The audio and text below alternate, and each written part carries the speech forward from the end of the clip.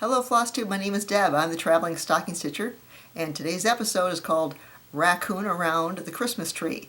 So I whipped up a little raccoon mask and ears, and because we're going to be talking about primarily Charley Harper designs. Got a couple of raccoon designs to show you. We've got some other critters. We've got a possum design that I have as well that I have finished, and I've got some birds. Charley Harper does a lot of birds as well. So I'm going to dispense with the mask and stuff, and we'll see you in a sec. So today I want to focus primarily on Charley Harper.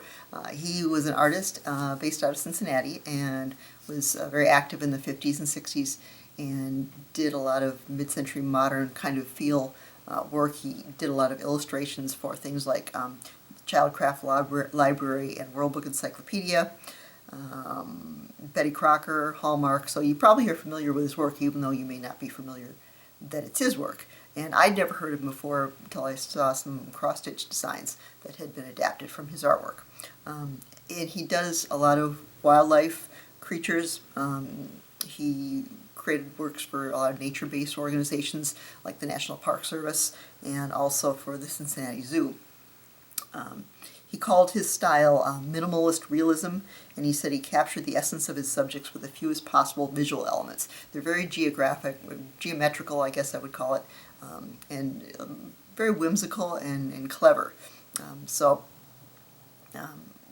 first one I saw, I didn't realize there were others as well. If you wanted to check out some of his stuff on Instagram, you can see at #CharleyHarperart. They've got a lot of stuff that you can see out there and see some of his designs out there as well. First up, we have, here's the design. It's Charley Harper, and it's called Gift Rapt, R-A-P-T, as they're looking intently in the window at the packages. And one of the things, not only do I find a lot of humor in his artwork, but he always has puns, and you know me and puns, I can't resist a good pun. So enjoy the wordplay that he has, and sometimes the descriptions that he has is clever as well. So here is what I did to use this one. So there, the bottom design obviously is the gift wrap design, and then I wanted to obviously fill it out a little bit, so I thought trashing through the snow for raccoons. They're dashing through the snow, trashing through the snow. So I found some lettering that looked like musical notes. There was a lowercase version of the letters, but they didn't look as much like musical notes as the uppercase, so it ended up being bigger. I wanted it to be maybe a little narrower, although this was as wide as it was. I did this on 18 count black aida, so I don't know that I could have made it a whole lot narrower than that, but maybe a little taller would have been good. And then the name I played off of his title of Gift Wrap, and I called them Gift Raptscallions because they're mischievous little raccoons. And then needed something on the toe, and was scrolling through Instagram one day and just saw a Charley Harper feed, and this one is called, the artwork is called Pot Belly. I'll put up a picture of it. And I thought, oh, instead of the cauldron, I could replace that with a package and just have him, he actually managed to score a package and sitting there and enjoying it. So I just used the head from the same head as over here, and then just made him kind of roly-poly fat. Gave him some claws and ran the tail off the edge, just like the potbelly design. So the one thing I did is I put whiskers on him. The original design didn't have whiskers, and I debated whether I should do that or not, because they kind of run into each other. You have to really focus on these to see where the one face ends and the other one begins. But I figured they needed whiskers. On the original artwork, they have whiskers. So for whatever reason, the cross-stitch design doesn't have that. And then on the back, I found, and I will put where I found the stuff on Etsy, I found some Charley Harper fabric. So this is the gift wrapped artwork from Charley Harper. So I put that on there. Now this is just cotton, so I had to use interfacing, which I'd never used before. And so actually a few of the ones that I'm going to show you today are my first forays into using interfacing. And I think I would use this again. Usually I use felt, which is stiff enough to give it enough body. Like I said, this is on 18 count aida, which is fine, so I didn't need to put it on the front, but on the back it needed a little more stability. And once I did that, I felt a little more was necessary to use machine. So I machine sewed the backing on this one. I machine sewed or hand sewed the hem on the front, and then the backing I did on the machine. So yeah, so that is Gift Raptscallions. If I were a better seamstress, I could have made this taller and put a cuff on it using this fabric. That would have been cute. But I don't know how to do that, so didn't happen. Next one is one that you've seen in various stages before. It's not quite done because I would like a little advice if somebody's got some thoughts on some things I'm a little bit stumped on. This one is called The Christmas Caper, and it's put out by Harper and Stitches. The last one was by Pat Rogers' Counted Collection, and this one also says Counted Collection. I think it was also charted by Pat Rogers.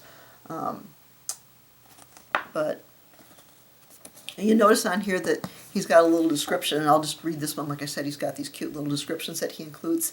And it says, "It's the night before Christmas, and from up on the rooftop you hear such a clatter that you spring from your bed to see what's the matter. You were expecting maybe claws? It's paws. A pack of racks, fleeing the flue, decking the hall from an untimely untrim the tree party, as the baddies get the goodies. But don't begrudge them their sooty booty, it's hard to say, sooty booty. It's the season for forgiving and forgiving, so open your heart and your hearth." Charley Harper. Now I'd seen this done as a needlepoint design with specialty stitches, and that's what I wanted to do. So I've got a start on, well, I've got almost completely done, but I've got some other stuff. So I call this one Santa's Little Helpers, in quotes, because they're not really helping. But I've got here most of it done. Let me put something behind here. There we go. So let's kind of work our way down. I used glow-in-the-dark thread for the stars and the moon. And then on the popcorn, you get in close there, turn sideways a little bit here.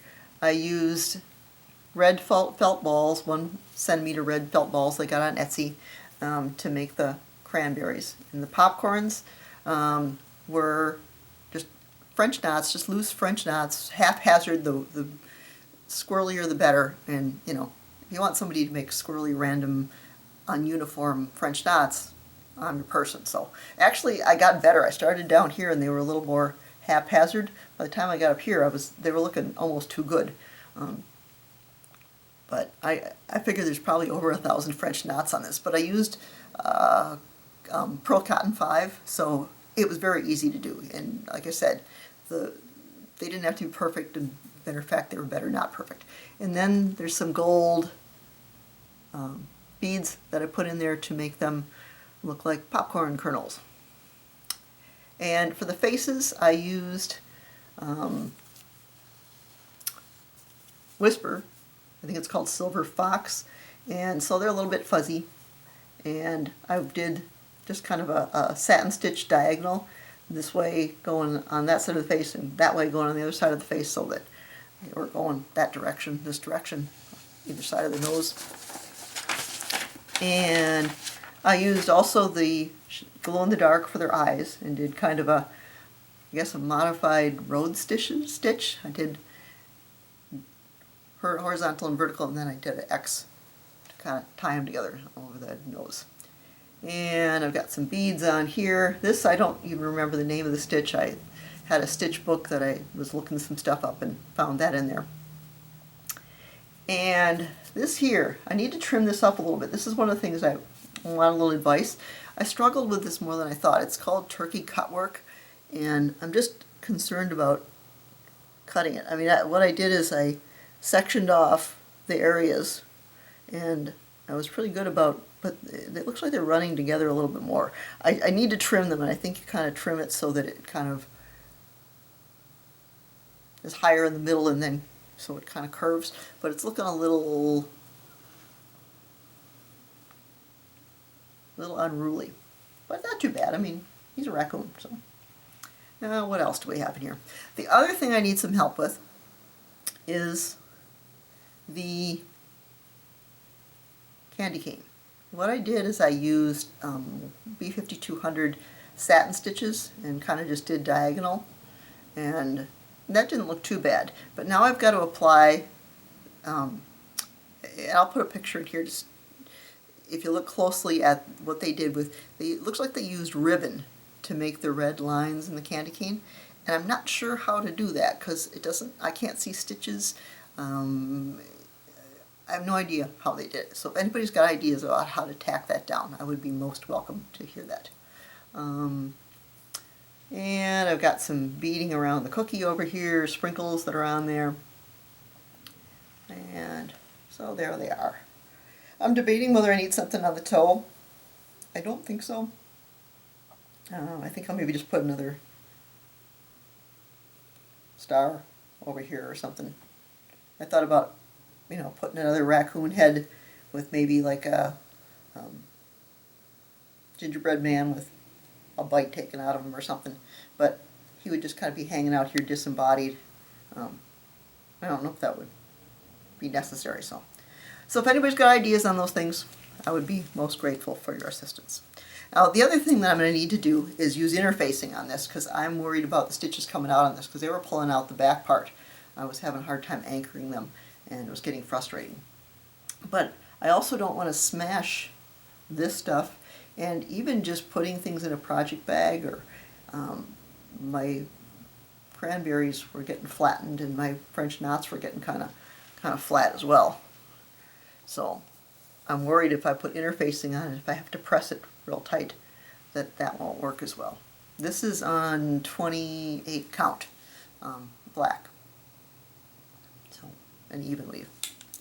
And as far as backing fabric goes, I've found this backing fabric that's going to go on it. This is the Charley Harper artwork that he created for this, and so I'm going to use that fabric. And one thing I forgot to ask you guys about was whiskers. You see the whiskers here, they're white and they're, fanned out geometrically. Now, the picture that I had seen of the needlepoint version, where they'd done all the specialty stitches, I'm not quite sure what they used. It almost looks like a stronger, almost a wiry kind of a look. So I'm not totally sure I want to do that. I think I may want to do this design here, but right now they don't have any whiskers, so it's possible to leave them without whiskers, but if I do use whiskers, I'm on the fence on what I should use. So if you have ideas about whiskers, I would take your advice on that as well. So those are our raccoons. Before we move on to other critters, I've got some raccoon fun facts, because I love me a fun fact or two, and found a lot of interesting things about raccoons. In a 1908 study, they found that raccoons were able to open 11 of 13 complex locks in fewer than 10 tries, and they had no problems repeating the actions when the locks were rearranged or turned upside down. They also had done later studies that found that raccoons have great memories, and they can remember solutions for tasks for at least 3 years. The cleaning, when they seem to wash their hands, that's not cleaning dirty food. They're not trying to clean the food when they're washing stuff. It turns out they have hypersensitive front paws, and it has this kind of thin layer, a tough layer on it, and when they get it wet, it becomes more pliable. So that's what they're trying to do, is make it more, the tactile sensitivity is increased by the rubbing action that's performed underwater, so the water softens that hard layer that covers the paws. So that's what's going on. They're not clean freaks or anything. The first sightings of raccoons in urban areas were recorded in a suburb of Cincinnati in the 1920s. Prior to that, they weren't urban dwellers much. They were more in the woods, the country, or whatever.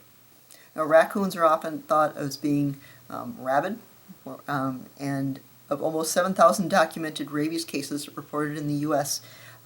In 2006, 37.7% were in raccoons. So, their odds of any other animal, raccoons are much higher than you would think. However, only one human fatality has been reported after transmission of the rabies virus strain, commonly known as raccoon rabies. In the early 1900s, more than 100 people died annually from maybes in the U.S. Now the number is 5 or less. So, interesting that you get bit by a raccoon, your odds are not that bad. Now, the USDA also drops millions of oral rabies vaccines in dumpsters as bait, where raccoons are likely to find and eat it. And the two that are most commonly used, because they're the most popular among raccoons, are a fish flavor and vanilla. Who knew? They like a sweet flavor. So those are the two kind of rabies vaccine pellets that raccoons go for. So those are my raccoon fun facts. We're now going to switch gears.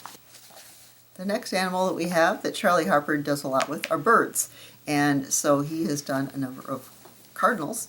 And I have cardinals in flight. I don't have to put a picture up because I don't know what I did with my I didn't bring it down with me, the original one. So there's a cross-stitch version that has the two birds, two cardinals on it. And I had seen, again, another needlepoint version of it where they had 3 cardinals and holly sprig.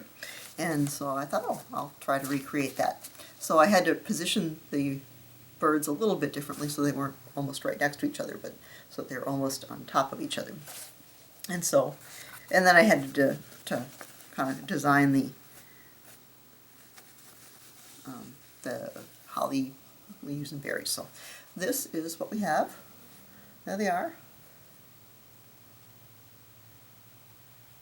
And I called it Christmas cards. Charley Harper play on words as well. He called this Cardinals in Flight. So there they are. And I had it all backed and everything and finished. And I realized I never put the berries on it. I was so worried about the placement that once I got the leaves in and then I wanted to get the bird positioned that I forgot to put the holly berries in there. So I was sticking my hand in there and stitching it from the inside. So. And I realize now that as I tell you that story, I didn't iron this again because the back looks all wrinkly. This is also this is the first one that I did the interfacing on, because I have this fabric here that is Charley Harper Cardinals. And what I had is since this is a smaller stocking, you can see the difference in size. Of course, this is way oversized, but this one's much smaller. And so I had some small double-sided, and it didn't occur to me that double-sided was probably not a good thing because what are you going to, the other side's going to be sticky. So I just took, because it was small, I was able to fold the fabric over. So on the inside, it's almost like it was lined. So I just have the interfacing in between 2 pieces of the fabric and did that. So now this made it real thick. This was the one that made me have to go to the machine sewing. Not too bad.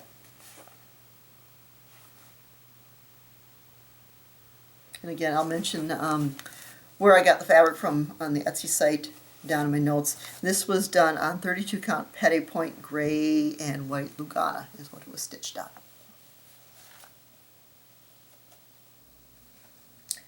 Then I have one more Charley Harper that I was going to try to do a mashup of. She's got 2 designs. One is called Bird Bath, and this is also from the Harper and Stitches collection, counted collection. And I was going to put this on the toe. I'm going to leave off the leaves because it looks more fallish to me. It doesn't look Christmas. And then I'm worried about this being too big. It's going to be about 4-ish inches, and so I didn't want it to be this massive toe. By leaving some of that off, it'll cut off a little bit of the size as well, and it'll look just more Christmassy. But even as this, I had to do it on 40 count, and I'm not sure I'm liking the 40 count. I don't know. I'm on the whole fence and the whole project here. And then up above, I was going to use Cool Cardinal, and this guy, to be on the leg of the thing. Now he's awfully skinny, and if he is a big fat guy on the toe, I have seen an example where they put this bird going facing each other. But the backing fabric is this, where they're all lined up, birds on a wire. So, you know, there's precedent. I could put them all going the same direction and put two of them on the leg and then have this in the bottom. So, not great progress here, but this is what I have so far. So, just essentially the start of the bird bath leg, and not even the whole thing. And then I got bored and I decided to start doing the horizontal part of the bird bath. So, now, we'll see. 40 counts not for me.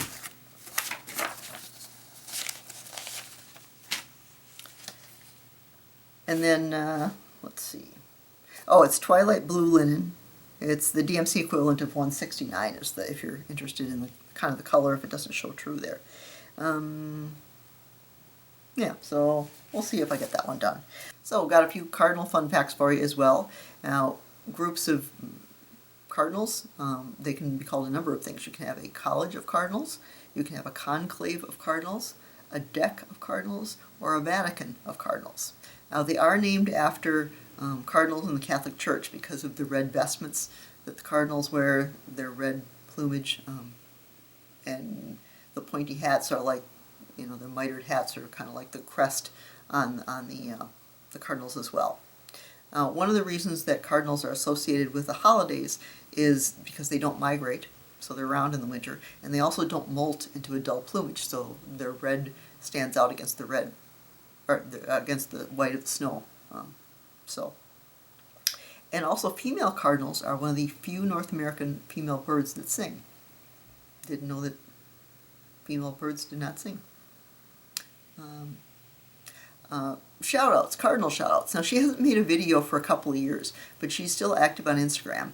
And not necessarily Charley Harper cardinals, but if you like cardinals, I would recommend you check out Buckeye Stitcher. But she does a lot of cardinal-themed things. She'll still post on Instagram, so just Buckeye Stitcher, not the Buckeye Stitcher.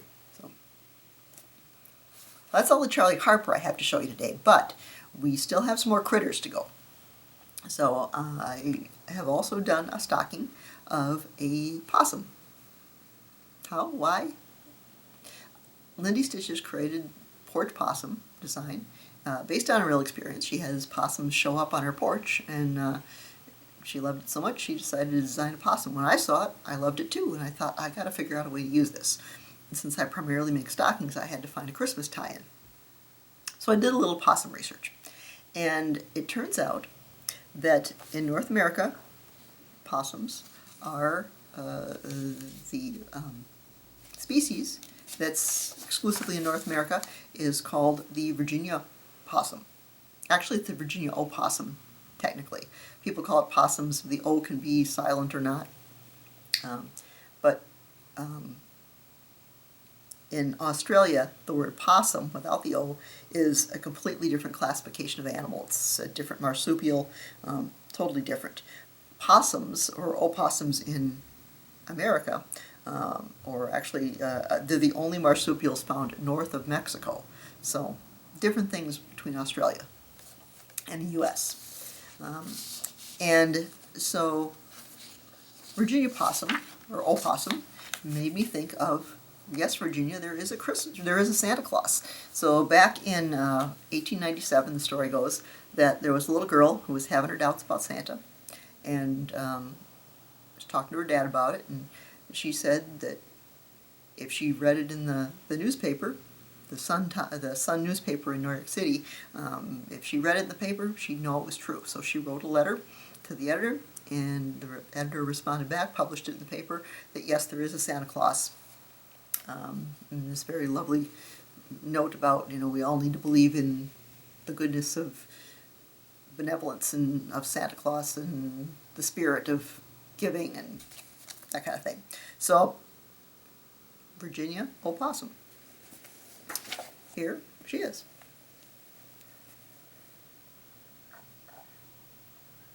Isn't she the cutest thing ever? You can see why I had to stitch her.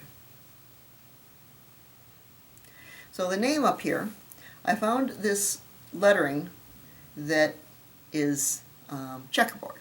And I'll put the information on below And it seemed like a good idea. She's got checkerboard down here. That it seemed like a good idea to use it for the name. But I think that's the reason that you don't wear like 2 colors of plaids for your shirt and your pants. I don't know that goes that well. I had to do it over 1 because it's a very long name. And so it was a lot of hard work to get that all in there. There were lowercase letters, but I was afraid you wouldn't even be able to pick up on the fact that it was a checkerboard, or a gingham, I guess is what I'm trying to say. So I made it Virginia O Possum because, again, the possum O is silent. I was going to make her maybe Irish and do an apostrophe, but I just figured O Possum because you could leave it off and just call her Virginia Possum. And then I chose to do the same lettering only in red, which looks a lot like a cheap plastic Italian restaurant tablecloth. Not my best decision. So now I have 3 versions of plaid on there. No, wait, I doubled down. I tripled down. I quadrupled down. I put plaid on the back as well. It was too far gone at that point. It didn't matter. All right, so here it is. And what I wanted her to do is to be looking up in the sky and seeing Santa. And so I went searching to see if I could find a design that had a Santa going through the air. And I found this one. It is called Santa Over the City. It's spelled S-I-T-Y. I don't think it's a U.S. designer on Instagram or on Etsy. Or the design itself said Santa brought a Christmas gift. And I'll put the link down below. So there's a whole town underneath that I really like the look of. As a matter of fact, I've seen it stitched on Instagram and it's cute. I might have to do it. But I wanted her looking up at Santa, and so there it is. And put, yes, Virginia, there is a Santa Claus. And I was hoping her tail would extend out a little more into the toe, but it didn't. So again, another boot one that maybe I should have put something on the toe, but there it is. One more thing about this. This is the first one. I talked about interfacing. This is the first one I've done interfacing actually onto the fabric, or the stitched portion as well. So because it's a linen, and I've usually don't use linen for stockings because, again, it folds in on itself. It just kind of collapses. And so I wanted the extra heft. I think I used a medium weight interfacing. And what you want to do is make sure that you clip the things really close so it doesn't show through. But I wanted to use, this is a 32 count sparkle white with gray print Zweigart Belfast linen, which is the called for. And on the design I used DMC except for the tail. I used the Blushing Beauty Classic Colorworks, and the face is Vanilla Custard Classic Colorworks cotton floss. So, but yeah, I was a little concerned about, like I said, doing the interfacing on it, but it turned out okay. There's a thread. Where is it? There it is. Okay. And I also did the interfacing on the back.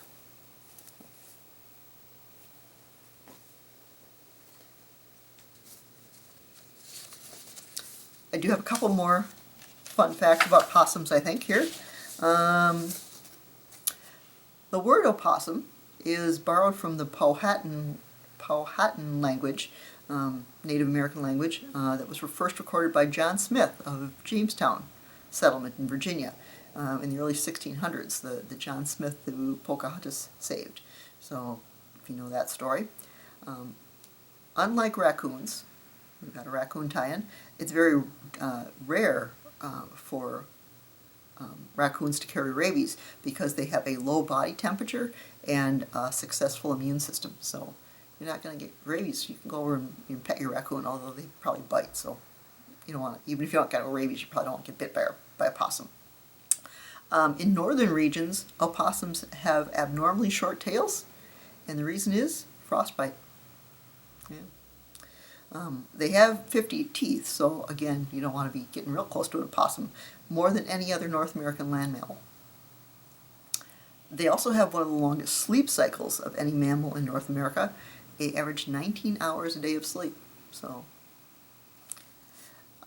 they also have opposable clawless thumbs on their rear limbs, and so They can probably open jars and stuff, I don't know. And when they're threatened or harmed, they actually will play possum, which is where that phrase comes from. It mimics the appearance and smell of a sick or dead animal. So it's a physiological response that's involuntary. It's almost like fainting, and it's not a conscious act. They don't play possum. They become almost dead-like. Their lips are drawn back, the teeth are bared, saliva foams around the mouth, the eyes close or half close, and a foul-smelling fluid is secreted, we'll just say that. And they're so stiff they can be prodded, turned over, and carried away, and they won't have any reaction to it. They typically regain consciousness after a period of a few minutes to 4 hours. So it's a process that begins with a slight twitching of the ears. That's how you know that they're about to wake up. So if you see that, move, because they have 50 teeth, even though you won't get rabies. So those are my possum facts. And the last thing to show you is not critter related at all, but it's my latest whip. I've been working on Venice Mandala Chatelaine, and I don't have anything big enough anymore to put behind this thing. Let me see what I can find. This thing is getting big, getting out of hand. The thing's going to be, I think, 23 inches by 23 inches. So here's what we have so far. I don't know if I can even get back far enough to see the whole thing. There we go. And so here's my center. I've still got a lot of beading and some specialty stitches to do. And then I've got the windows. Each side has a little bit different version of the windows.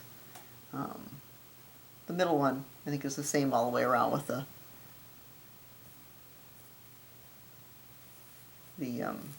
lighthouse. And then I've got a couple of street lamps that are in there. And over to the side here, I'll show you this one over here. This is this one over here on this side.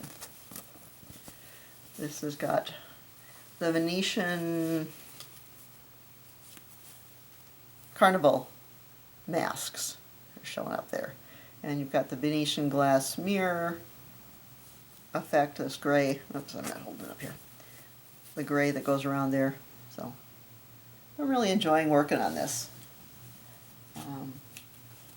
And I did a little backtracking, and the last time I showed you this, I kind of said I was going to do each portion. And it's kind of nice because you do get the sense of, you know, oh, okay, I had a little mini finish, I did the middle, and then you do the squares around the outside, and then you do this circle or this square around the greenish perimeter, the purple thing. And then they have you do one set of windows. And so you really kind of get little bits of progress, and I was going to keep doing that as designed, but when I got up to doing these corner things here, I thought, oh, I don't know if I want to do 4 times the amount of stitching. And do that 4 times right in a row. So I think I am, as long as I've got it set up here, I'm going to work on the Rialto bridge that goes in the middle here, because stitching that 4 times in a row, I think I want to break it up as well on doing that. So I think I'm going to change my approach. But I'm still going strong. I'm still loving it. It's still fantastic to do, and very, very enjoyable. That's the stitching I have. I do have a couple of thank yous. I want to give Samantha, the Huga Stitcher. She's very enjoyable. You have to go see her. She does beautiful, beautiful work. And she mentioned my stocking for the last video I did. I showed you all the stockings that I have hanging in my house. I've got like 46 stockings, I think I showed in that episode. So in her episode 14, she gave me a very nice recommendation to have people come and watch me. And so like I do with my shout outs, if people shout me out, at the end of my video, be sure to look for the playlist that I have that's called shout outs, and go watch the folks that have been nice enough to send you my way. And I've got another thank you that I want to give to Angela, and her channel and Instagram is also called Angela Loves 2, the number 2, Stitch. So Angela Loves 2 Stitch. And in episode 62, she gave my channel a very generous recommendation, and I've turned her into a stocking stitcher. She decided she wanted to stitch stockings because She likes the same thing I like about it too, is you don't have to use wall space, and you put them away and they're fresh again every year. She's going to be tackling one of the Marbeck angels that I worked on from Serendipity Designs, and we've been kind of chatting back and forth on Instagram about the best way to go about doing that. So, hi Angela, thanks. And she also is in the playlist for shoutouts, so check her out as well. And that's all I have. I hope you all have a very Merry Christmas, or had a very Merry Christmas. Today is Christmas Day, but you probably won't be watching this today because I have to edit it yet. And then a Happy New Year. So we'll see you in 2024. Bye!